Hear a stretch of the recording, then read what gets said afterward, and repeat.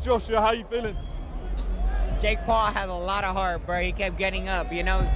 Like I said, Anthony Joshua too big for him. Hats off to Jake. He kept trying to fight. He kept getting up when he could have quit on himself. At one point, he started limping. It looked like that was the moment he was going to throw in the towel and say, you know what, I'm done. I'm injured. I'm hurt. I don't want to do that. But hats off to him. He got up and he kept fighting. Like, minus the actual victory, of course. But, bro, like, no one expected him to last 6 rounds with AJ. In my opinion, he won 4 of them. People will argue that. He at least won 3. He fought with a broken jaw. Logan Paul, emotional and immensely proud, revealed his brother Jake battled Anthony Joshua for 6 punishing rounds. Jaw fractured, ankle swollen, defying every expectation. This wasn't just a knockout loss. It was a shocking display of raw, unexpected heart from a YouTuber against a former heavyweight champion, 40 pounds heavier and 6 inches taller. The boxing world, pros included, couldn't believe Jake not only lasted but arguably won multiple rounds, turning a predictable beatdown into a brutal testament to sheer unyielding courage. It shattered perceptions, leaving everyone asking how did a clown show, as one pro called it, become such a grueling spectacle of mental toughness. Do you think he fought the right fight? Sure, you're fighting AJ, man. Maybe not the best game plan. Should have thrown a little bit more strong jabs. Conditioning, though, that's really what it got to. What impressed you about Jake Paul tonight? Obviously, it was a brave and tall task, but look, what did you make of it? You know, kudos to him, man, stepping up to the plate like that. You know, a lot of people could boo. He was killing the clock, but he did his thing. I would like to see Jake Paul come back again and really fight somebody his size. Who should he fight, though? Like, who are the names he should fight? He wants to fight a real boxer. He's gone from A to Z. Who's that middle ground for him? Nah, yeah, for sure. Whatever works, man. Whatever they got in mind, I think that definitely anybody from top 15, top 10. You know? Is that a fight in the future for you? Obviously, he was going to fight Tank Davis. You're around that weight level. Did you see yourself in the ring with Jake Paul at some point? Hey, man, anything's possible nowadays. Anything's possible. For Anthony Joshua, what should he do next? Anthony? Oh, Tyson Fury, baby.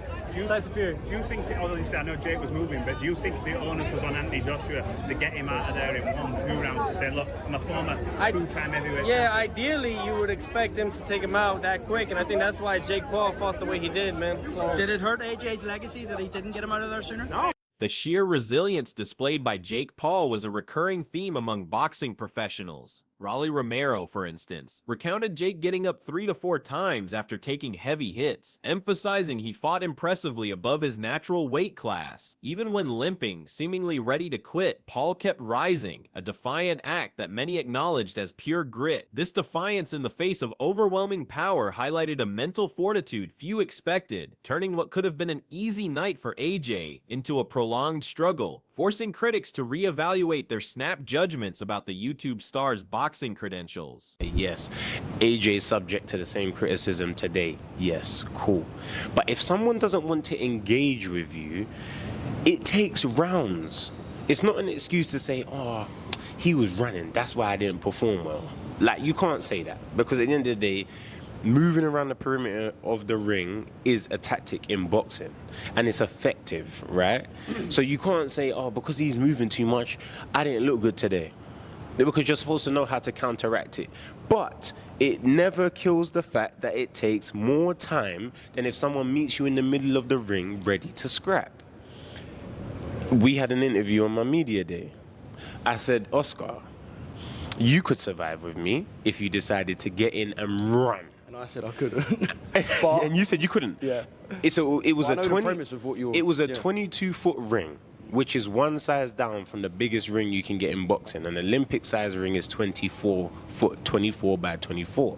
This was 22 by 22, meaning that if you operate on the perimeter, I now have a job of finding the mouse before I get them in the trap. That takes rounds. Cool, AJ maybe could have done it 2 rounds earlier. Based on Jake Paul's tactic, if AJ was jabbing more to the body, attacking the biggest target, which is not the head, cutting the ring a bit better positioning, he probably would have got him out there round 3 or 4. Cool. He ain't fought in 15 months. He fights someone who's not trying to engage with him, who's proud to say, haha, you missed, haha, you missed. It took some rounds, cool. When he landed, he broke his jaw, and the fight was done. What are we going to get onto AJ about now? Everyone's gonna start, oh, AJ took him 6 rounds. Despite the eventual knockout, the duration of the fight stunned the boxing community. No one expected him to last 6 rounds with AJ, exclaimed Joe, a sentiment echoed by many. People even argued Jake had won 3 or 4 rounds, a truly astonishing claim given the caliber of his opponent. This wasn't just about survival, it was about unexpected competitiveness. The fact that Paul, a relative newcomer to professional boxing, could extend a former world heavyweight champion for so long defied all predictions, leaving fans and pundits alike questioning what they thought they knew about mismatches in the sport. World live on Netflix tonight. And despite that, Jake still told the interviewer that he would end the fight within 5 or 6 rounds of Anthony Joshua. And you know what was funny, right? When the camera crew came into the changing rooms just before the fight went out, Jake was warming up on the pads. As soon as he saw that camera crew, he stopped and would not throw any punches, right? And that gave me an indication that, okay, maybe this isn't just a show. Maybe Jake genuinely believes that he's going to win the fight, that he's got tactical things going on here that he wants to shield from the potential eyes of Anthony Joshua because he wants to pull them off in a second in the ring. And I didn't think that deep down Jake Paul really believed that. And I've got to be honest, when round 1 started, AJ wasn't throwing double jabs, he wasn't really feinting or anything like that. He was stalking his prey in Jake Paul. But at the same time, Jake Paul was doing quite well, you know, he had his hands down, he was using his feet to be very much out of range, not in and out of range at all. He's not really throwing that much at all. Both men do throw, and it looks on the camera, the commentary was saying like they landed right hands. I didn't think they did. I didn't think either man landed in that exchange, but I do remember Jake Paul landing a jab in that opening round. Are you going to score it to him on one jab? That's not the round I'm on about that Jake Paul won. Jake Paul had a round that was fairly convincing, to be honest with you, but into round 2, AJ did come out looking frustrated, and he definitely looked... Was he frustrated or was he less relaxed than the first round? Maybe less relaxed, I would say. He darted straight at Jake Paul for that round. You could tell that he was not pleased at the fact that Jake Paul had gone on the back. Teofimo Lopez, a world champion boxer, was quick to praise Jake Paul's courage while simultaneously asserting Anthony Joshua's legacy remained untarnished. Lopez lauded Paul for stepping up but issued a challenge: face opponents closer to his own size to truly test his skills. This wasn't just a call for fairer fights. It was a subtle demand for Jake to prove his boxing prowess against more equitable competition, moving beyond the spectacle fights. The underlying message was clear: respect earned for heart, but true boxing legitimacy comes from challenging peers, not just giants. I'm not surprised because I was with Jake last week in camp, and the way he was moving, cutting off the ring, and then, you know, making those sharp attacks. Like, the bigger guys were having troubles with it. And I knew it would take a while to get his timing. And, you know, the goal was to get to the middle part of the fight. Get out of those first couple rounds when Joshua was most dangerous. Joshua, credit to him. He continued with the pressure and continued doing it, and Jake slowed down a little bit. And it's a process. Going to fight heavyweights and, you know, like Joshua, it's very difficult just to jump up from cruiserweight and fight those kind of guys. So I'm not surprised it took Joshua that long. I'm really proud of Jake for biting down for 6 rounds. Nobody thought he'd go that long. Nobody did. I just feel like he wasn't able to really get into Joshua's rhythm a little bit because Joshua's huge and he was giving him troubles. But it was a good fight. Congratulations to Joshua, and he did what he had to do. There was obviously hardly a punch thrown in rounds 1 and 2, but that kind of suited Jake as well, didn't it? As well, and it frustrated Joshua, you could see, for a little while there. It did. You got to keep the big man turning. You can't stand there and trade with AJ. He's a big guy. So, you know, the key was keep him moving, keep him turning, get Joshua to, he kept turning so he couldn't load up on the punches, and Jake was going to pick his spots. But we weren't really too concerned about the first couple rounds. We just wanted to get through to the third, get to the fourth, and then make a fight out of it. And Joshua was able to keep the pressure on. And it seemed like Jake, maybe, I don't know what happened when he got hit with the shot. He kind of, like, something weird happened with his knee. He was kind of fighting different after that. I don't know what happened, but, you know, congratulations to Joshua. He landed a big jab the body, right hand up in the 6th round. And, you know, Jake got it in the 6th round and learned a lot from it. BJ, Jake went to the ground a few times. Yeah, he did, yeah. Tactically, was that something that was kind of in play before? I mean, aside from the knockdowns I'm talking about. Well, the thing about it is when you're fighting a big guy like Joshua, and anytime you come in for a clinch, the big guys just push you down. Yeah. Vladimir Klitschko does it, Tyson Fury, they all do it, all the big guys, and Joshua's really strong. You can't really fight that, so Jake was just kind of going down. Now, obviously, he didn't have to grab the legs when he went down. But he went down a few times and just kind of, letting the referee pick him back up because you can't fight Joshua when you're down like that. Joshua's performance, however, drew a surprising amount of criticism. Vidal Riley, a professional boxer, bluntly stated AJ should have ended the fight much earlier, dismissing any excuses about Jake's movement. Riley emphasized that a boxer of Joshua's caliber should adapt and find openings regardless of the opponent's style, highlighting a technical lapse in AJ's execution. This wasn't just a critique, it was a professional's assessment that even against an unconventional foe, Joshua's sharp precision seemed to falter, raising questions about his readiness or perhaps his tactical approach against a fighter simply intent on surviving. I always said you got to respect Jake for taking that fight. The outcome was the outcome everyone expected. It just took a lot longer than people thought, and credit to him for having a game plan, which by any means necessary was to survive for as long as he did. So he did well. He did well. Joshua was going, I think he was stiff and going for that knockout, trying to find an opportunity to get the knockout. Jake played it perfectly. He was running pretty much all night long, which was why he was so tired as well. And then I think he got coached by Merab because he was going for a double leg or a single leg a few times. No, he was he clinched Joshua whenever he'd get in range, and then he'd fall down, but it wasn't a knockdown, but it wasn't a slip either. He'd kind of just, so it was odd. But whatever he did, it didn't look pretty, but it was a good tactic to stay in the game. So. At the end of the day, forget the actual fight. What you'll remember is Jake Paul got knocked out by Anthony Joshua, and you'll remember that Jake Paul got knocked out by Anthony Joshua in round 6, not round 1 and 2. So fair play.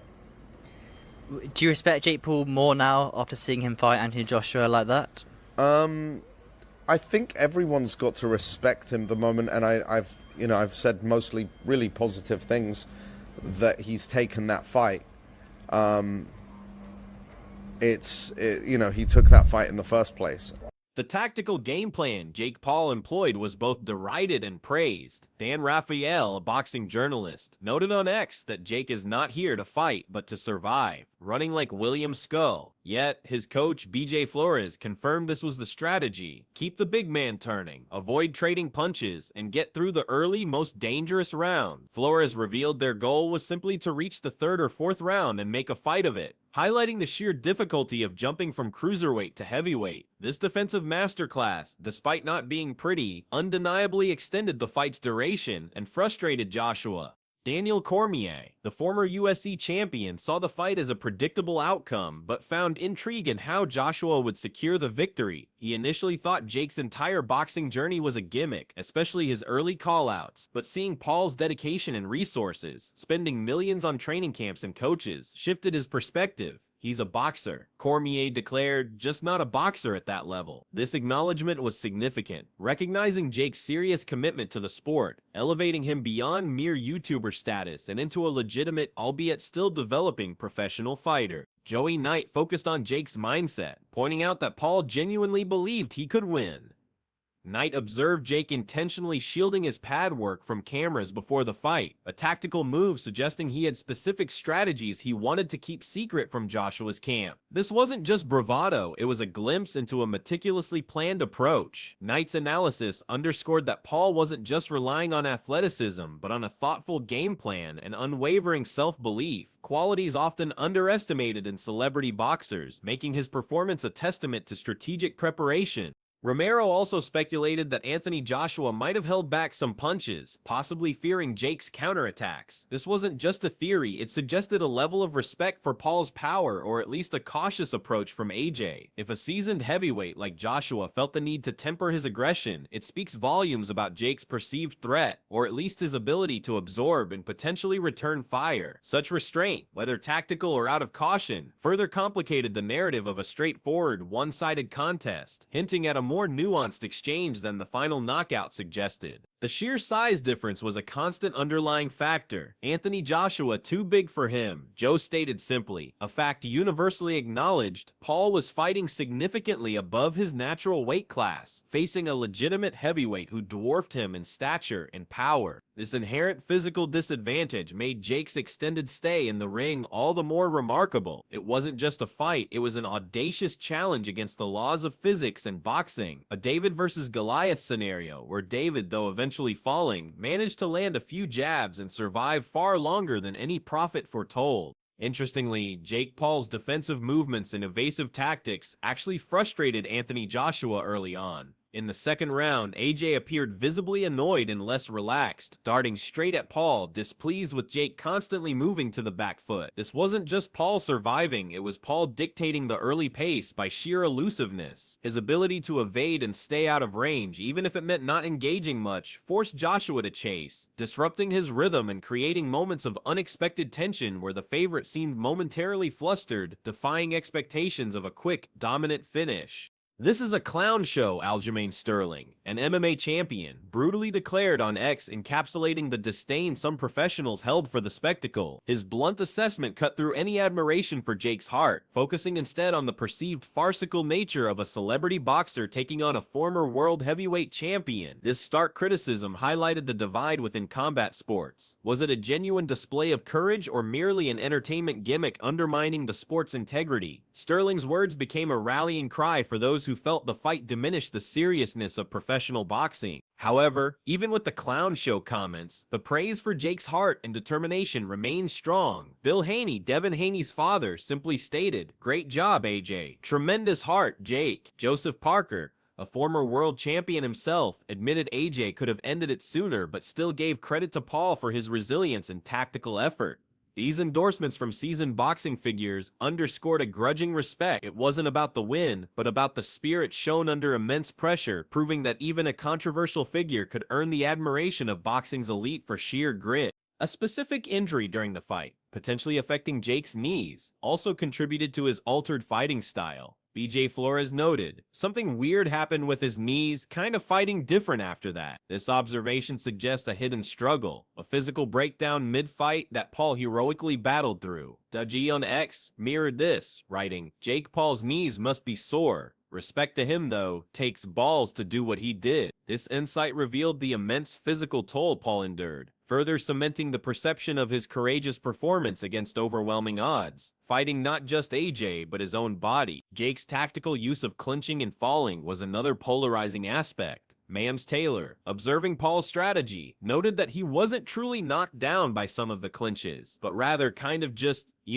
falling to the ground. This, he argued, was a good tactic to stay in the game. BJ Flores explained this was common against bigger fighters who tend to push smaller opponents down in a clinch, forcing the referee to break. It wasn't pretty, but it bought Jake time, disrupted AJ's rhythm, and arguably extended his survival, showcasing an unconventional but effective strategy. Anderson Silva, a legendary combat sports figure, explicitly called for respect for Jake Paul. Silva believed Jake did an amazing job and acknowledged his significant improvement. He urged people to respect Jake, not just because they fought on the same platform, but because every single fight go inside the ring if you're about to need respect. This endorsement from a highly respected veteran transcended the typical criticisms, highlighting the universal value of courage and growth in combat sports, irrespective of one's origin or the final outcome. Silva saw Jake as a serious, improving fighter. In a surprising revelation, Daniel Cormier recounted a conversation with Logan Paul about the fight's safety. When Cormier asked Logan about safeguards to protect Jake from Anthony Joshua, Logan's blunt response was, "There are no, it goes definitely just straight flight." This shocking admission underscores the true danger Jake faced. It wasn't a padded exhibition, it was a brutal, no-holds-barred professional boxing match against a world-class heavyweight. This raw truth made Jake's courage even more profound, fighting with literally no safety net against an opponent who could inflict serious harm.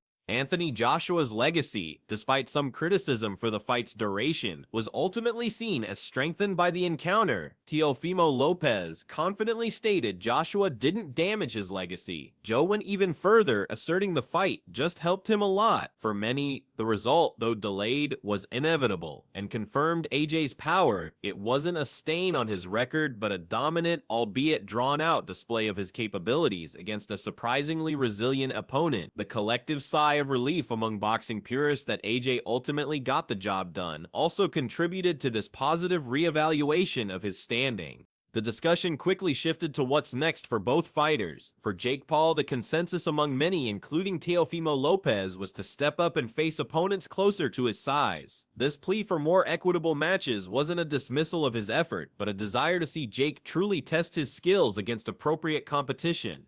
For Anthony Joshua, the path forward was clear. Tyson Fury, baby, exclaimed Joe, echoing the universal demand for a heavyweight megafight. The boxing world craved a clash of titans, pushing AJ towards the biggest challenges, leaving Jake to carve out his own, more balanced boxing career. The early rounds of the fight generated significant frustration due to a lack of action. In the first round, neither one of them landed a DMN punch, lamented Daniel Cormier, describing it as a nightmare for boxing. Announcers even speculated Jake might have won the first round based on a single jab, highlighting the scarcity of effective offense. This wasn't just a slow start, it was a near standstill that threatened to derail the highly anticipated spectacle. The cautious, defensive approach from Paul, combined with AJ's initial restraint, created a tense but uneventful opening that left many observers bewildered. However, the fight ultimately proved that Jake Paul is no longer just a YouTuber. Daniel Cormier articulated this shift, stating, "Jake Paul is more boxer than YouTuber. I've said this time and time again, when you have resources, when you can spend $1 million a year on training camps, housing, food, coaches, this is not recreational anymore." This wasn't just an observation, it was a declaration that Paul's financial investment and unwavering commitment had transformed him into a legitimate, albeit still evolving, professional boxer. His dedication and resources had undeniably earned him a new level of respect and recognition in the sport. Reflecting on the fight, Mams Taylor praised Jake for his survival and execution. He emphasized that Paul followed a solid game plan and displayed impressive composure against a physically superior opponent. Taylor acknowledged that while the knockout was definitive, Jake's strategic approach and performance throughout the fight deserved recognition, especially his ability to last multiple rounds and challenge AJ's technique. This analysis highlighted the blend of preparation, resilience, and adaptability crucial in boxing, proving that even with a significant disadvantage, careful planning and sheer will can yield surprising results and earn grudging respect. In the end, Jake Paul fought a fight that defied expectations, proving his undeniable heart and surprising strategic depth against one of boxing's giants. Despite the knockout, the narrative shifted from a clown show to a testament of raw courage and unexpected resilience, a moral victory Logan Paul declared incredible. The fight ignited debates about strategy, performance, and the very definition of a real boxer, forcing the combat sports world to grudgingly acknowledge the audacious YouTuber's place. The question remains, how much further can sheer will, tactical survival, and millions in resources take a man who once started with nothing but a camera and a dream?